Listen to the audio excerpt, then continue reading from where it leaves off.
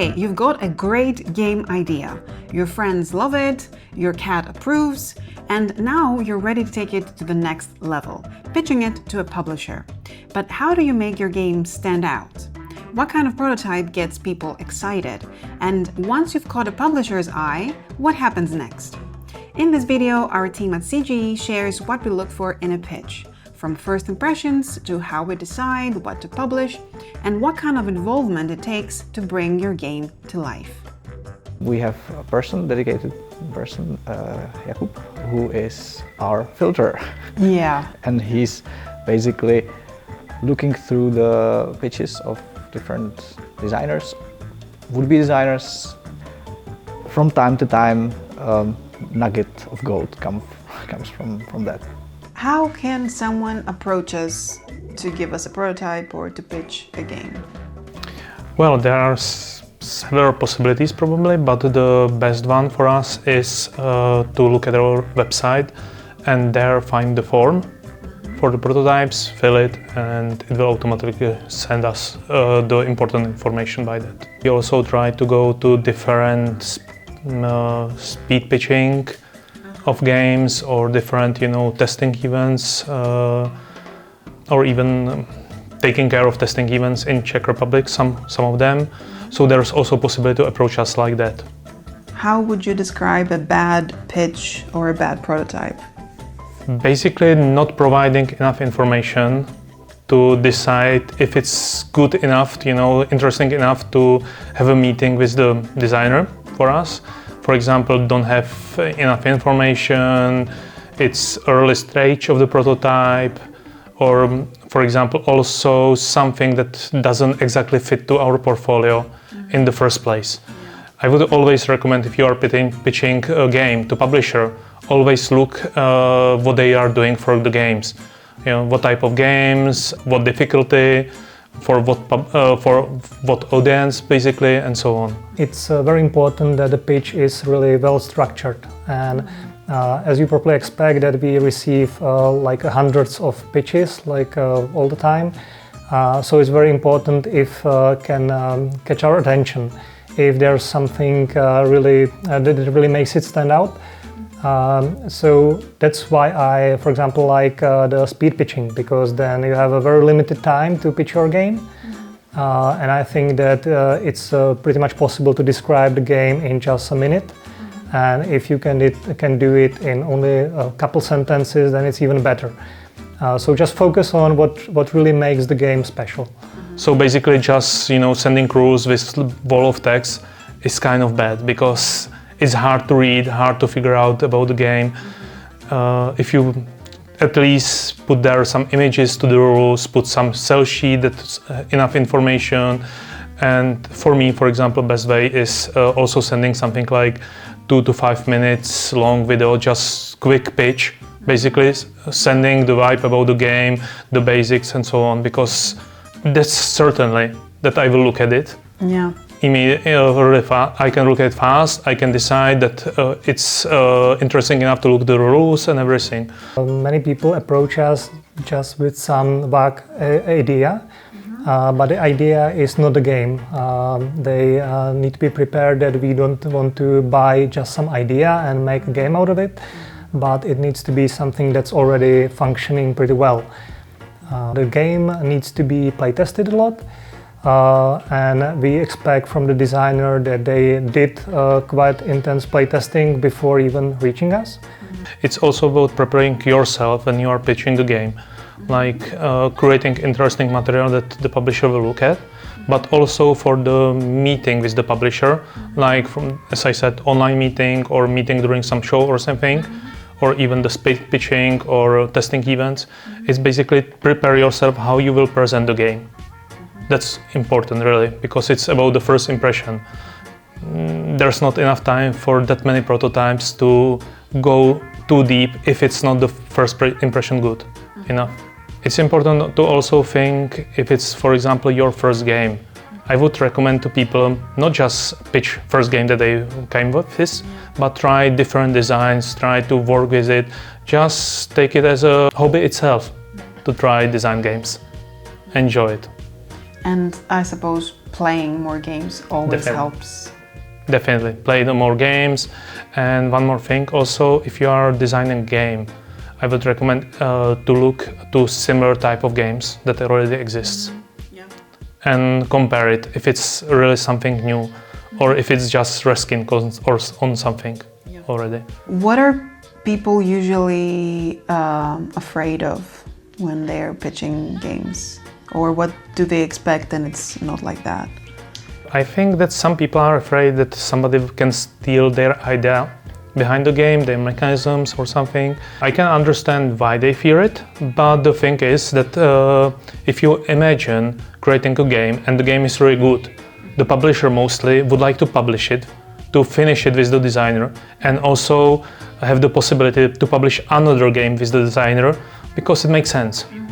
You know, if the designer has good ideas, maybe this other game will be interesting enough, or people would be also interesting to other games of the designer. You know, that I don't know of any publisher that would steal it, the idea, that they basically would like to work more with the designer. That's one thing, and the other thing, of course, is that it would, of course, hurt the publisher's reputation. If they do it one time, it can destroy their business. So it's also stupid to think about it in this way. Yeah.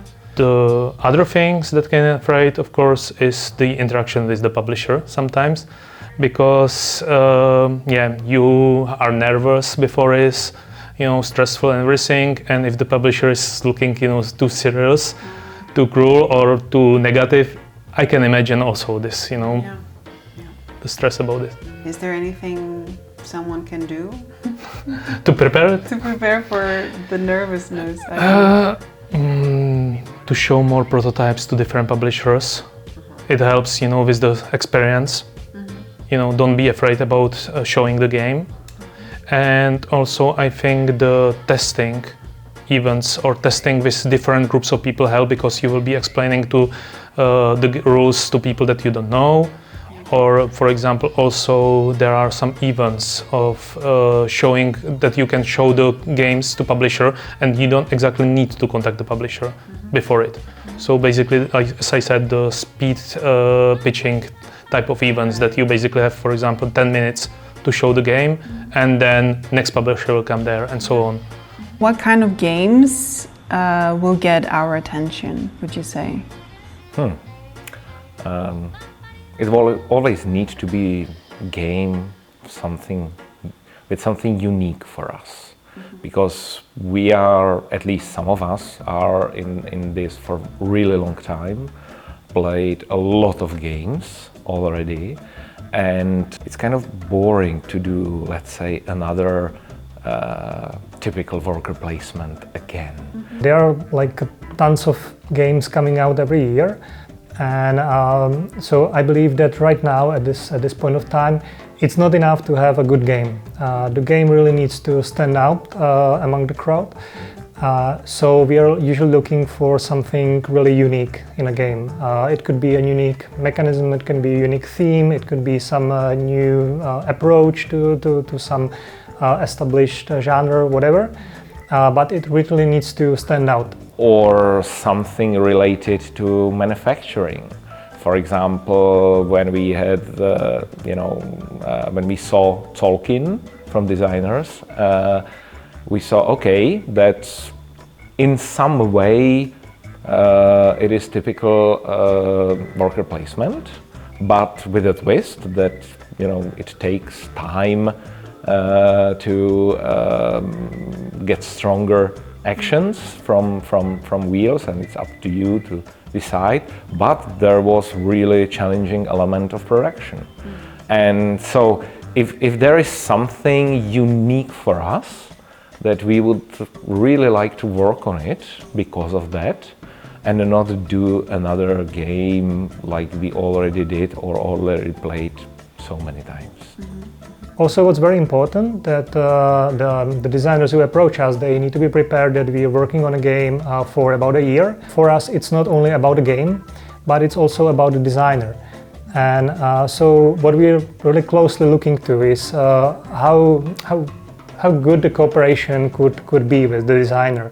if let's say if he's skilled enough to even be able to finish the game, to go through the whole development process and to stay with us the whole time, or if the communication would be okay with him, if let's say if because we will be communicating in English, I guess, so if he is quite fluent in English and if he can like establish this communication.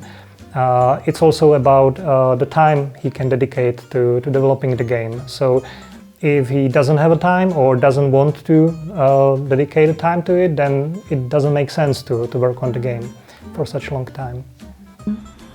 And once a game has our attention, what is the process after? That's something which actually changed over the years quite significantly, because at the very beginning we were just 4 people, and it was very easy to agree which games we will do, especially when we started. We were doing games from Vláďa Chvátil himself and also from Vláďa Suchý, who now have delicious games. But back then, we saw these games and yeah, we like them, let's publish them. But over the years, of course, as we became more known, other designers started showing up and presenting us new games, new ideas and new prototypes. And we had to kind of change and how we do it, and especially last 5-6 years when we have significantly more people in the company, the process needed to change significantly. Because yes, it would be possible that, same as in back days, we as a kind of management of CGE would decide, okay, we will do this game and this game and this game, and let's do it. But we at CGE, we try to be as open as possible and allow people to, affect decisions which affect whole company. It's pretty special for CGE because like everyone in CGE kind of has a vote when we're deciding on a game that we'll be doing. Not every vote is equal, because there are some people that will be really working on a game, like developing it and such. So those votes are usually considered stronger. But important is that everyone in the company can say their opinion on the game and on the prototype. But this only applies to the prototype that we already considering like more strongly.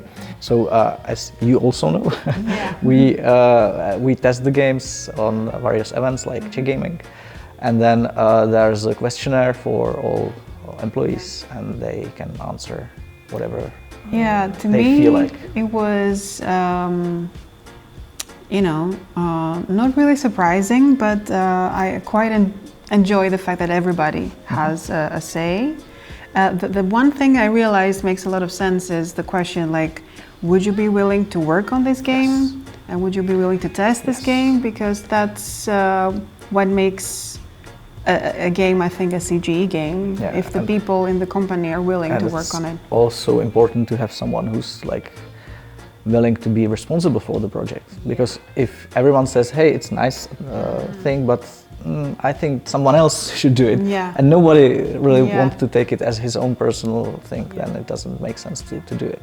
Because we want to choose something, we know that we will have enough support and people will be themselves enthusiastic about the game, and we will not need to hunt people for playing new version of prototype and so on, which actually happened to us in the past when we are kind of growing. So we decided that we have to change this process in a way that after we will get these answers from everyone at CGE, it's not mandatory, but if you want that your voice is heard, you should fill up the and based on that we look if we have at least one person from graphics department enthusiastic about the game.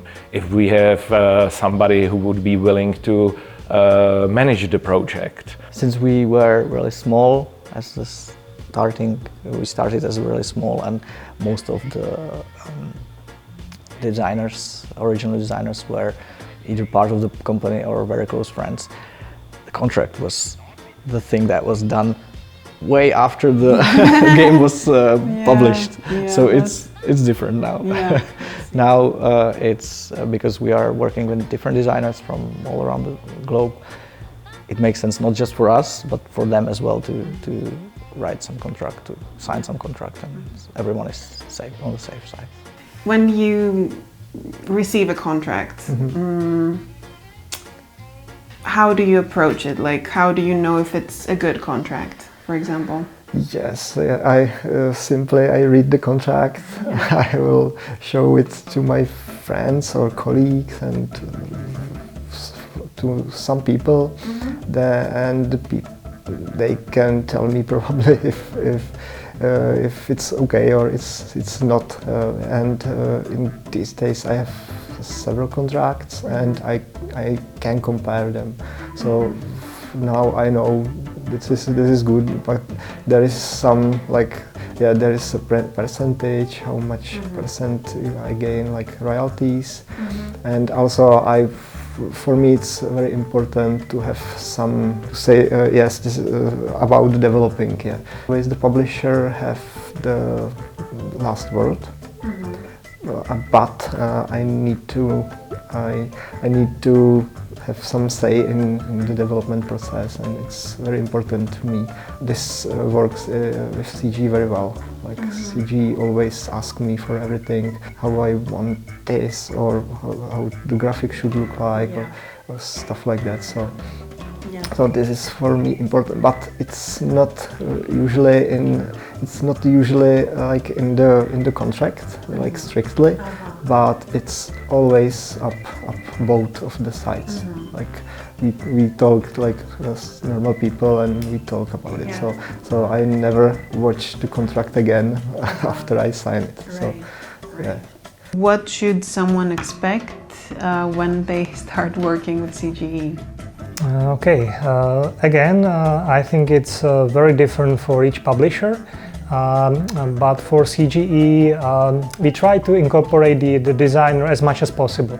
So the designer need to be prepared that it's not about just pitching the game to us and signing the contract, but they need to dedicate time to finish the game, to finalize it and to develop it further.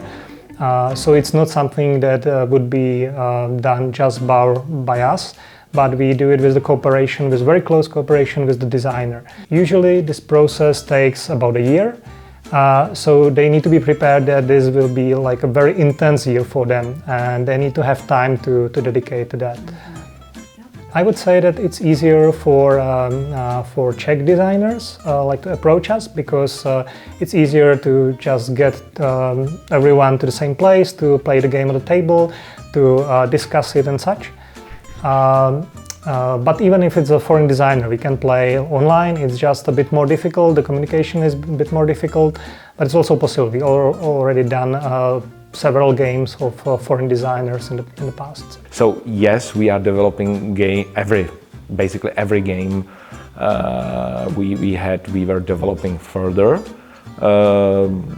Maybe the least developed game in the past we had was actually Codenames, because Vlaďa, his very first prototype, and I played the very first game of Codenames, was nearly as it is now. But all other games we were developing usually quite heavily. But we want to have designer as a part of the developing team, because as I said before, the vision which designer has for the game is important for us. depends. It depends more on the designer than the publisher. The publishers always like to involve the designer as much as much as he can. Yeah, I'm involved in the design process, like in CG, a lot, because yeah, many designers do the design stuff after work or after or in the evenings. But like few years I do this design, gaming design for full time, and I can. So I'm always like every week I'm like once or two times per week here in CG, and I'm involved in everything. Nowadays we also test it online, and yeah. Oh, that's right. Yeah. Because yeah, I don't know if you know, but for SETI games there were hundreds of games played before the game was done and released. So that also takes time. The very beginning, the designers that they are on the start.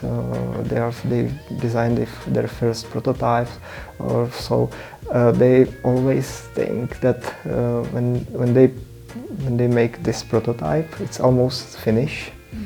But it's not true. It's never. No. It's in the beginning, very beginning of the process.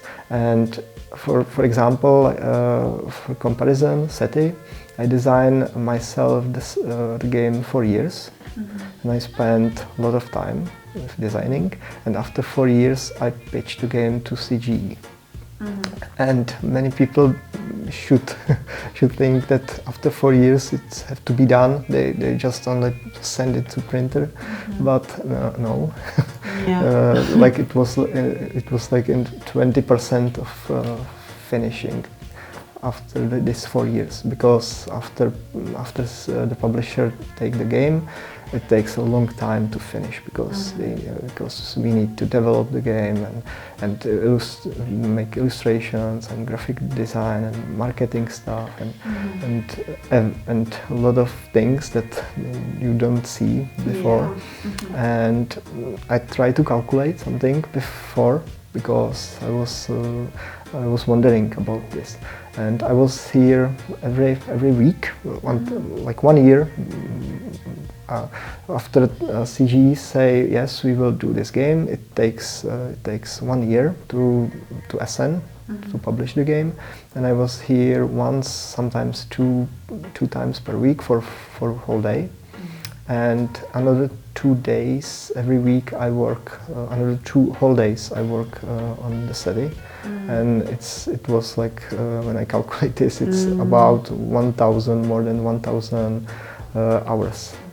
After this, after we starting to collaborate, so another 1,001 person. Yeah, here is another people that they work on the game with me, and they are doing for full time. So it's thousands of hours after publisher take the game.